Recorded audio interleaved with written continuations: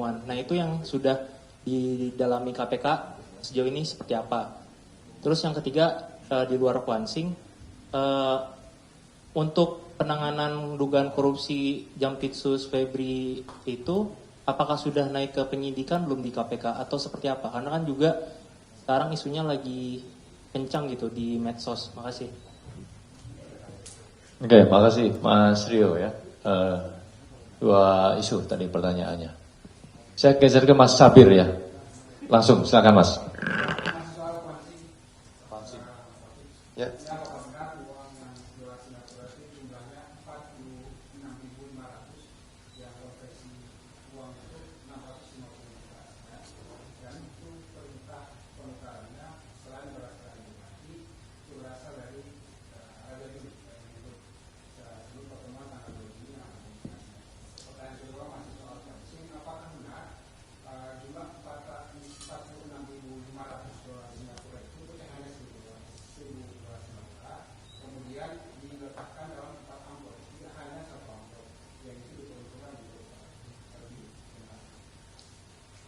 Masih soal Kwan-Sing.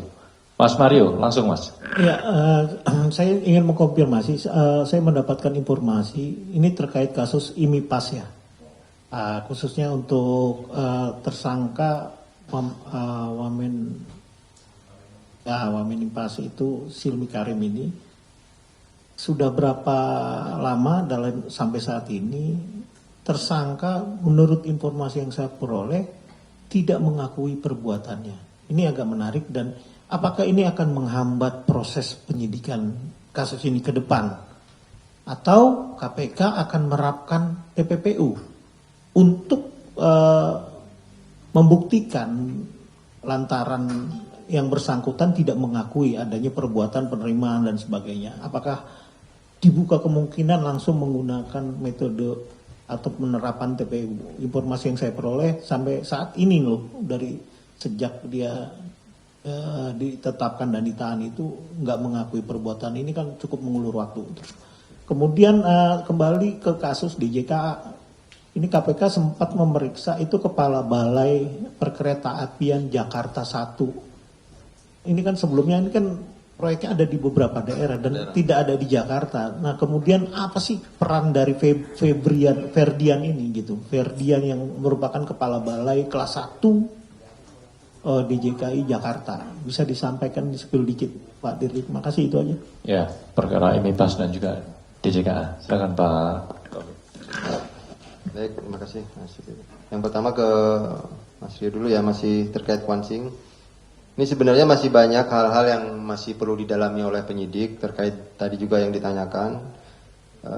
Siapa yang menaruh amplop, pertemuan-pertemuan seperti apa, itu juga nanti kita tunggu saja perkembangannya karena masih berjalan nih Mas Rio, dan tim juga masih di lapangan untuk memastikan memang baik pertemuannya maupun tadi masuk ke poinnya yang dipertanyakan oleh Mas Jabir juga, termasuk jumlah-jumlah amplop tadi, jumlah yang dikumpulkan dari petani-petani sisa hasil usaha tadi, dan kemudian itu dirubah atau berubah bentuk menjadi SKD. Itu menjadi bahan yang memang sedang didalami oleh penyidik.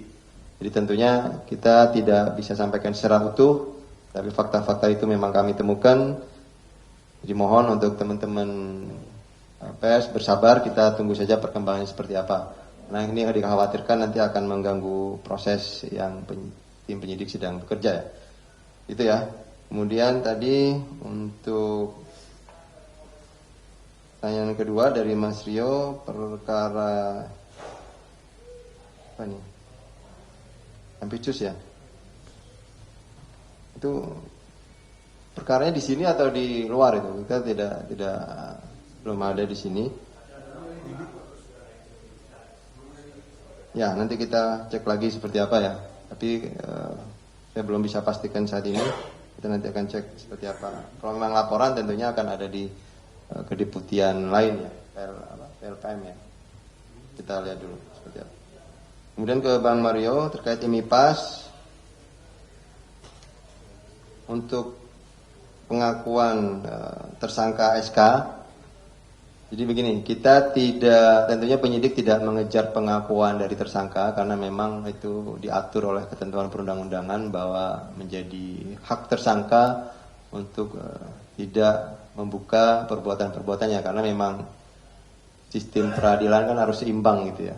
Dia dituduh dan dia juga punya hak untuk pembelaan. Artinya penyidik tidak mengejar pengakuan dari tersangka, tetapi tentunya butuh keterangan-keterangan pihak lain yang memang membuka peran-peran dari tersangka SK. Kemudian ada dokumen, alat bukti dokumen juga, barang bukti yang sudah dikumpulkan hasil penggeledahan. Itu sudah cukup meyakini bahwa perbuatan yang dilakukan oleh tersangka SK itu memenuhi unsur pasal yang disangkakan. Hingga kita tidak lagi mengejar pengakuan dari tersangka. Karena juga sudah banyak pengalaman-pengalaman yang dilakukan oleh kami ya di penyidikan, banyak juga tersangka yang tidak mengakui perbuatannya tapi kemudian bisa kita, artinya di penuntutan juga sudah bisa dipidana. Dan itu sebetulnya kembali lagi ke tersangkanya sendiri, apakah itu akan menggunakan haknya, tentunya itu karena diatur oleh undang-undang. Kenapa? Ya, artinya hak dia itu untuk karena memang keterangan tersangka memang jadi salah satu alat bukti ya, sehingga ketika tersangkanya mengakui itu jadi alat bukti yang dipakai oleh penyidik, tentunya akan ada kompensasi terhadap tersangka yang mengakui perbuatannya. Dan kebalikannya, ketika ada tersangka yang